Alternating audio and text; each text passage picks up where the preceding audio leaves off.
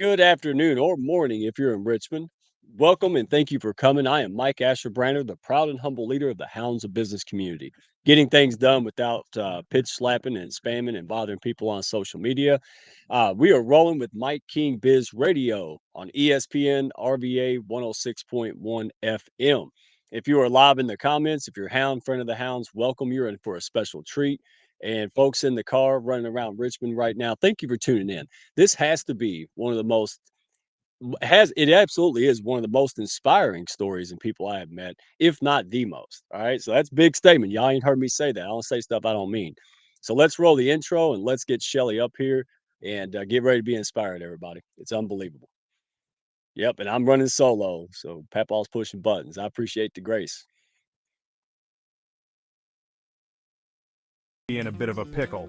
Don't you worry about a thing. You ain't alone in this. You're just a success story waiting to happen. Trust me on that. Every bump in the road is just an opportunity wearing a clever disguise. Welcome to the Hounds of Business community, where we don't just sit around twiddling our thumbs. Nope. We turn those obstacles into mighty fine stepping stones.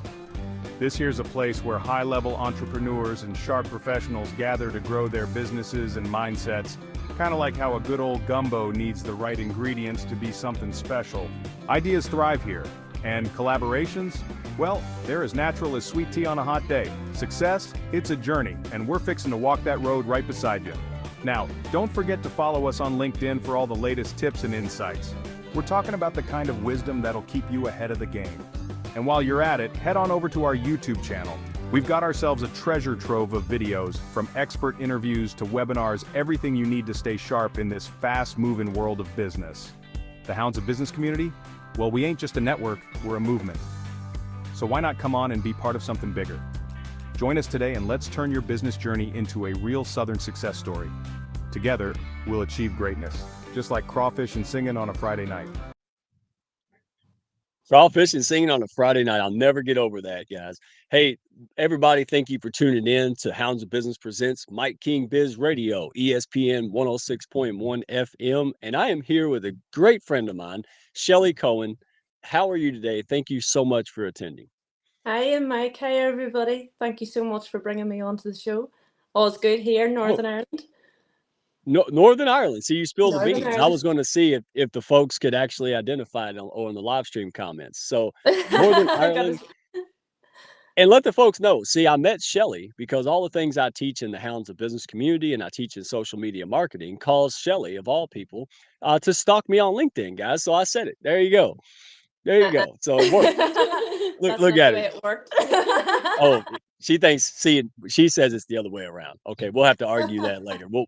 We'll be on the HOB live Wednesday after this week. So next week we can argue it out. So seriously though, when I heard your story, Shelley, I was blown away.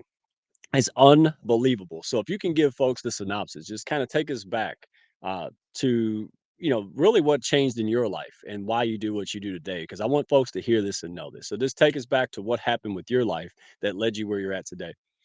Okay. I was a fit and healthy and active child, and it was when I was 15 I came home from school with 24-hour flu-like symptoms, and they just continued to get worse and worse, and thought I'd be back to school by Monday. Unfortunately, things just deteriorated more and more, and this was February 1998, and by Pancake Tuesday or Shrove Tuesday, I wasn't able to hold a lemon. And then I was had to go into hospital. I was hospitalized for 10.5 months. And at that stage, I was totally bedbound, tube fed, blind. I was paralyzed, and basically there was not much. The prognosis was it wasn't good at all. So my mum, who thankfully was a nurse, and my dad was a builder, they extended the walls and they brought me home. And with a team of carers, local women, they were school domestics, they were factory workers, they all came and taught how to work with me. And they were on an on-call system. So whenever mum needed them, she had to just call them and they had to come over and care for me. So I came home in 1999, and for 12 years I was confined to bed, confined to the one room. And I that's the way I stayed for 12 years. And it was Let me just, let me let me interject. Hold on. I hope everybody yeah, heard this. So you said around 15 years old, right? yeah, So everything you walking, talking, just like all the classmates, all the people around you. yeah, And then things happen, right? You had accident, things started developing.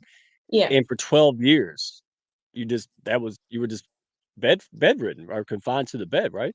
yeah. And I couldn't have, was in such pain that I couldn't even speak to people.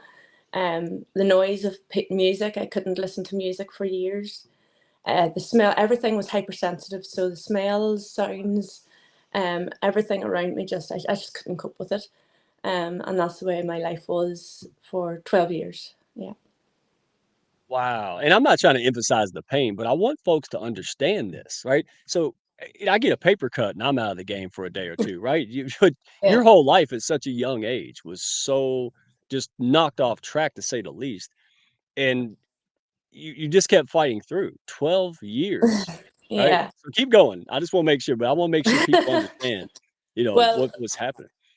for the majority of that time, I was so sick that a day, sometimes I lost days. I lost my memory as well. Uh, we think a lot of it stemmed back from a fall that I had out of a hay shed.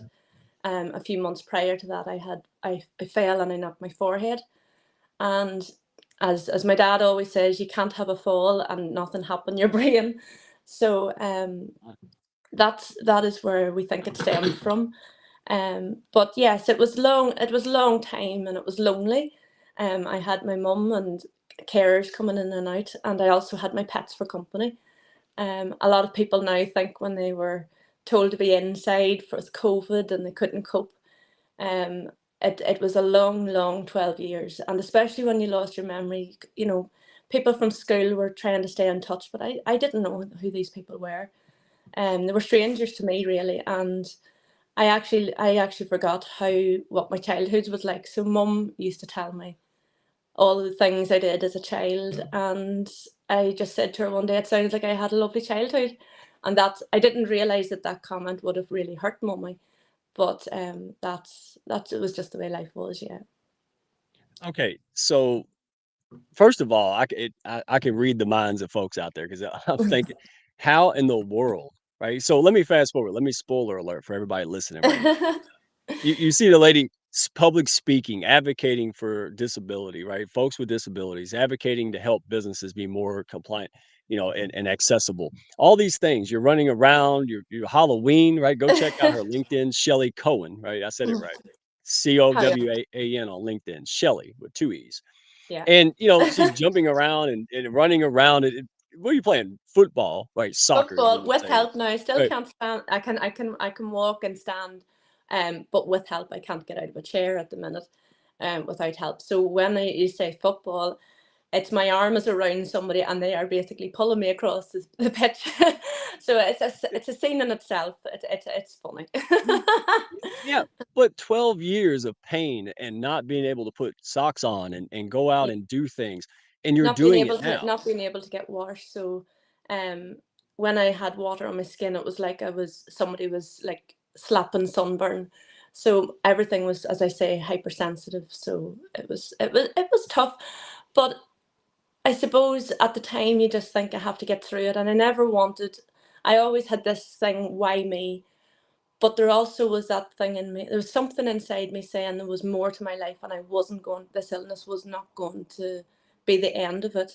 And something drove me. The one thing I would say, I felt that I had lost a lot. I had lost a lot of my teenage years, and I always felt that I had lost with education.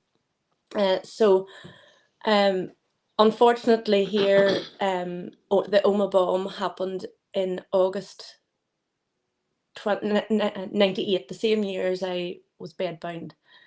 And that is when I realised, there was teenagers there, the results were coming through, they had achieved their qualifications, but unfortunately were no longer here to get to do anything with them. So that's when things realised to me, education is not the be all and end all of everything. And I think you often ask me, and what is it with your mindset? Why do you always have a smile on your face? And I am just so happy and grateful to have come through that hardship and those challenges, and now look at me, like what I've been able to do and the opportunities that I've had. If I hadn't have become unwell, I would not have had these opportunities, and I certainly wouldn't be doing what I'm doing today. Well, let me dive into that because I mean, wow. I mean, honestly, when it comes to resilience and turning pain into challenges and pain into something an opportunity, right? You talk about this because you're a public speaker, right? You want to get the message out there so Absolutely. other folks that are also struggling with issues or things that are challenging to them, disabilities, maybe sickness, illness, regardless of what it really is. You talk about transforming challenges into opportunities. So, how has living with ME and all these things really shaped your perspective on disability and advocacy? Okay, well, when I was confined to bed, basically that was surviving. But on my 28th birthday, I was able to be hoist lifted for the first time for 5 minutes into an ordinary chair. And I was like a wee rubber doll. And then over time, I was able to be hoist lifted into a wheelchair. Now, that gave me so much independence. That was me starting to integrate back into society. Unfortunately, the integrating that I thought was going to happen and a smooth running didn't happen, because between accessibility challenges and discrimination, as a wheelchair user, those were the tough challenges. Um, Entering public buildings, not having enough changing spaces, which are facilities for severe disabilities. They have hoisting facilities. So not having enough toilets, not enough transportation, not accessible transportation. Whenever I was able to go to pubs and clubs, I thought at the start it was very fun to have four hunky men lift me in the chair up a flight of stairs to go clubbing. And then I started to realize, if something fell off my chair or one of these men slipped, then I wasn't just going to be hurt, it was going to be five people or whoever was climbing the stairs behind us. And then you start to realize, there was such a lack of facilities, lack of transportation, the services that you couldn't get into. I come from County Fermanagh. All the buildings are very old. You get into the front of a shop, but you couldn't go into the back of retail. Felt I was missing out on so much, even though I was so grateful to be out of bed, out of the room, but to then have barriers and challenges and be told, no, you can't go in, no, you can't. Life was very restrictive. Um, there were certain things that I wanted to do in my life, and I just was told no. But that's another thing. I think that to me, when somebody puts up their hand and says, no, Shelley, you're not doing that, then I bend the rules and I try a way to think, no, it will be happening. So that's why I set up Just Us, and I founded Just Us in 2020. And it's a group for adults with disabilities, because I realised it wasn't just myself that was going through these challenges of accessibility and discrimination. And I realised that we all want to do what everybody else in society wants. That's all we want to do. We just want to get involved in life. And 30 years ago, people with disabilities, we would have been hidden from society. And now I just love it. We're all out in society, and that's what's happening now. We all want to join in, and we all want to travel, and we all want to do. So with Just Us was a starting block for that. It's to provide regular activities, social activities for people with disabilities. And when I set that up, I didn't want to have it just for an ME association or an MS association. I wanted it for any adult with a disability, whether that be learning, sensory, or physical. And so I couldn't bring them to the pub and the club. I hired hotel function rooms and brought DJs in, and it meant that everybody was on similar wavelength and they just let their hair down, and it was Right. unbelievable, unbelievable. All right, And but let me get into it because again, not just you. This is what I love about folks that we attract in the Hounds of Business community, right? It's not just about us. I mean, that right there. Hey, look at me. But your whole life is dedicated to helping and advocating and encouraging and making the world a better place for folks who are similar to you, right? Similar challenges. So let's get into that. But right after I say thank you to Mike King Biz, Mike King, you're the man. Love having you in the Hounds. Thank you for the opportunity to push up folks and be international. Uh, Love it, man. You're tuning in to Mike King Biz Radio, 106.1 ESPN RVA. We are here with the one and only Shelley Cowan with Access Avenue. If you're driving around, you can find her on LinkedIn, Shelley with two E's, Cowan, Cohen, right? And Access, right? Spell Avenue. So the website is accessavenue.co.uk. Accessavenue.co.uk. She is doing too much stuff to have to tell you all of her web links. So we're just going to give you that one because that one is where you can find out what's going on, uh, and plug in and share. Find ways to be a part of the solution, help other people. And we're going to get into it as well because businesses, it's not just being a nice business when you make accessibility and hospitality industry, better for folks, but it's more profitable too, right? So we're going to get into that now. Um, wow. So let me go. You told us a little bit about just us, yeah. but how did tell us a little bit more. So, how did a personal mission like this transform into a comprehensive community? Like, so you had the idea, but what made the difference of you going out and making it happen? So you have your own challenges and you're doing this. So what was it in you that said, "Hey, I'm going to go out there and I'm going to go grab a lot of support, a lot of people, put them in a community to help them"? Why did you do that?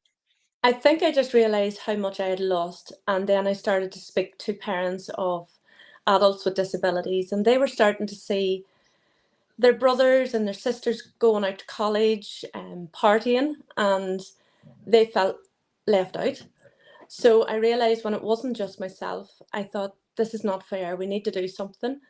So with my naivety, I just thought I was putting together a Christmas party, and I thought we'll get everybody together. So I rented a hall and brought in a DJ, brought some snacks in, and everybody arrived. And I put them on a party, and it's kind of at that point you think, I hope everybody comes. So they came along, loved it. They danced the night away. They were spinning about the floor in their wheelchairs. They had their crutches, they had their sticks, and they were spinning around the floor. And I thought, that's Wow. it. That's going to be it. And the comments back from that was, when's the next one? So I suddenly thought, well, I can't afford to do this on a monthly basis or a weekly basis. So I put together a committee, and we had fantastic volunteers and committee members who now, so we do donations and fundraising. And I've just, with the help of Tracy here, you say hello to Tracy, my carer and my bestie, and my family and friends, we climbed a mountain with the help, and they lifted my feet up the mountain, and we raised 3,700 for it. So we do a lot of things to make sure this continues, but to know that the confidence, there's people literally who I didn't realize could speak, and they were so shy, they were so introvert, um, coming out of their shells, and the confidence they've got, and just literally from that one Christmas party, it has now expanded throughout the whole county. We have people coming from all over Northern Ireland. I've been asked for it to expand into every county, and it's absolutely fantastic. To me, it's a purpose in life. It really has. I found my purpose. Wow, you sure have. And people, and I love that. Everybody listening out there on the live stream right now and the radio, think about this. Is it safe to say, Shelley, you were all passion and no clue? Like you didn't have a Yes, background in putting yes. on, I think but you could say yeah, you that about me every day. yeah, no, I can because I am. I'm just some dude that started talking, and look, we built a community of people. So again, take note. You don't have to have all the answers, guys. I mean, dadgummit, right? All the challenges, all she had all the reasons not to do this, right? All the not just excuses, really good reasons not to go the next level, not to, fight through all the pain, physical pain, all the mental, stuff we had to sort out. But you did it, right? And now it's not your life. Like you're making up for lost time. Like you are a smile all the time. You're always out there. People are attracted to your personality, what you're about. You love everyone. It's just amazing. So Tell us about Accommodation for All, right? Did I say Okay. that right? Yeah, All right. accommodation for all, yes. Basically, that came It's on the back of my lived experience as well.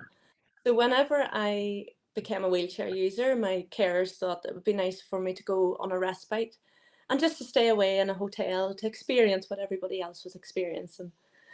Now, I did not expect it to turn out into a military organ, like it actually took so much organizing. It took about 4 to 5 months for me to organize a night away. Not only did I need to bring a pressure relieving mattress, a blow up pressure relieving mattress, I needed to bring a spare mattress for my carers because a lot of hotels don't have an extra bed in the room.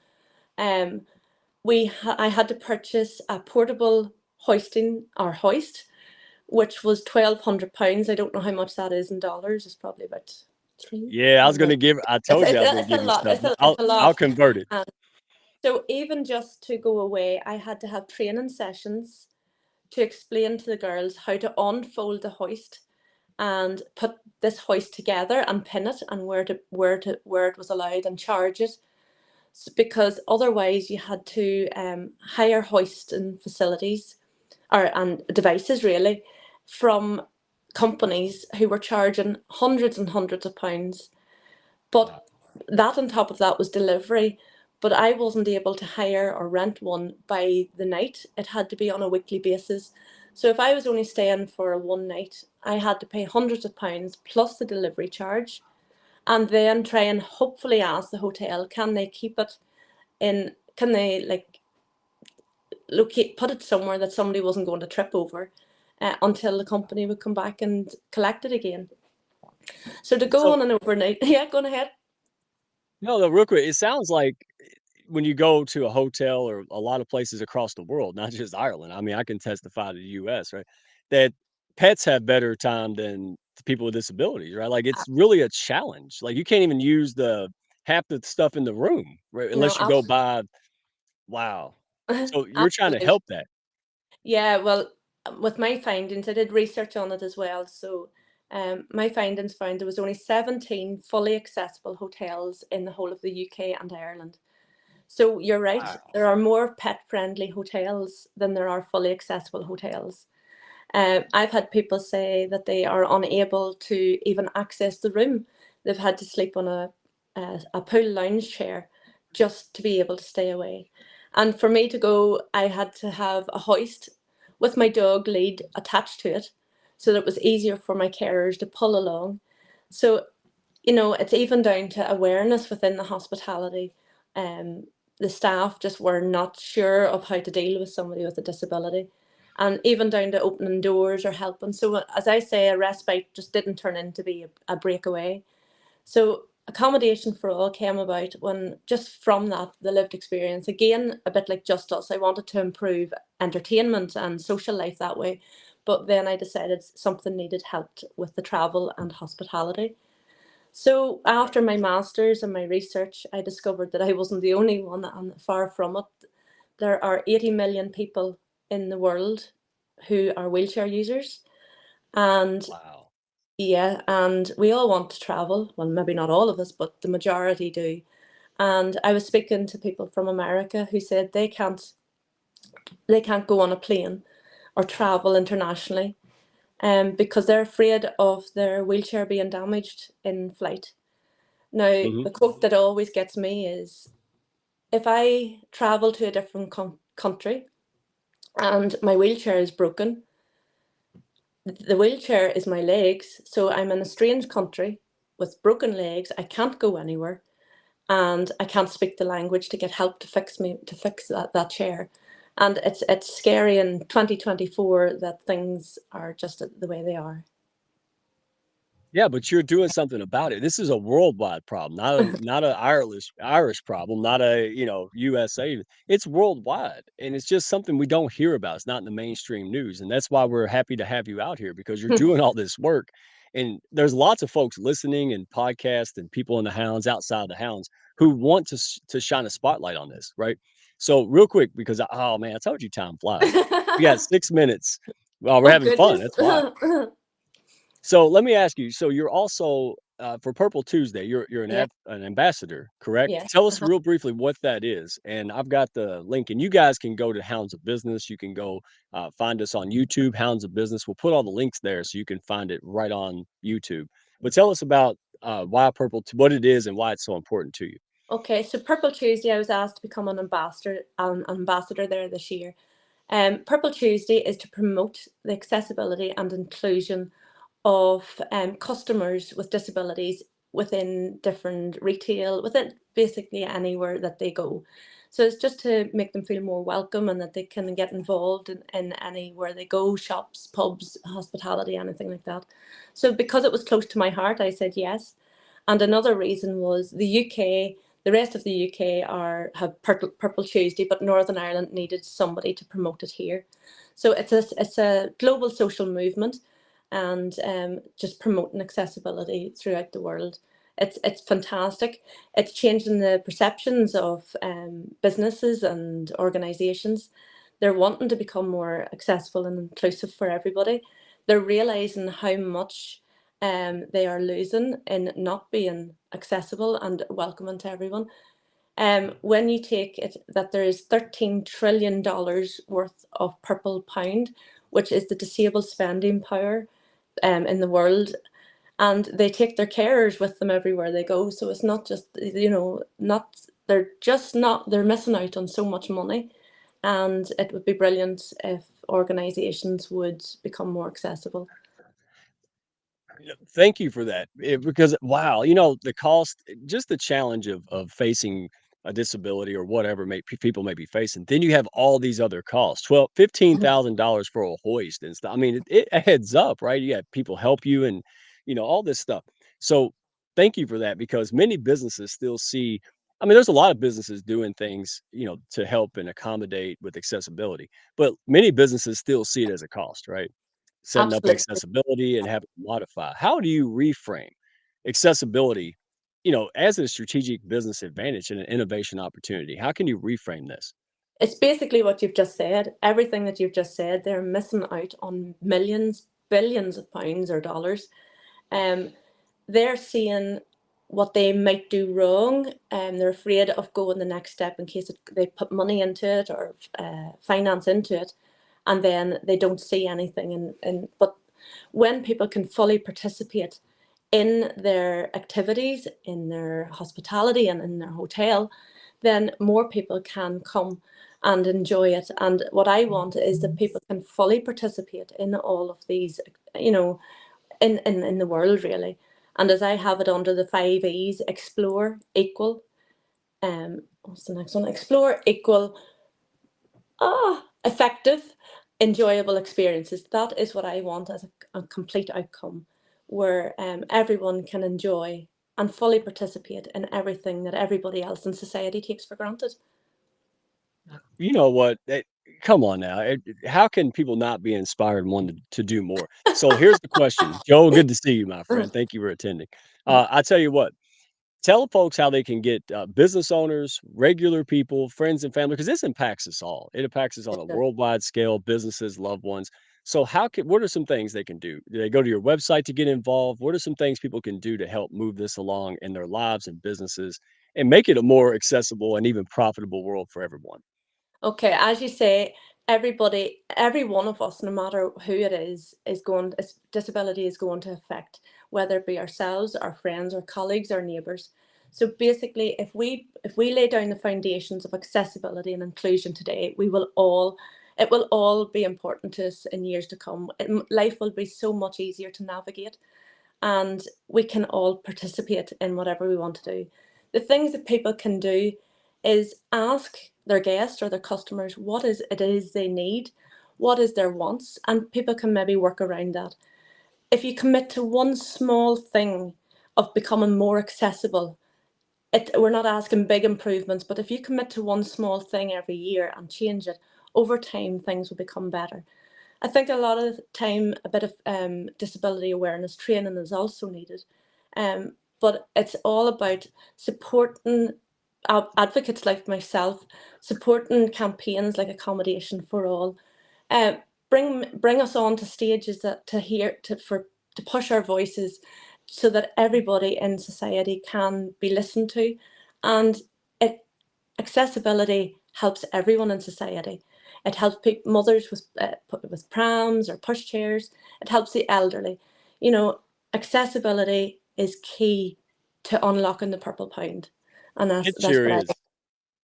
No, thank you for that. I hate to have to go, but listen, reposting a post from Shelley or Access Avenue or, Purple Tuesday, these are small nanoseconds, cost nothing, makes a big impact. So thank you, both. Thank you, ladies. Ladies, there's Tracy over there.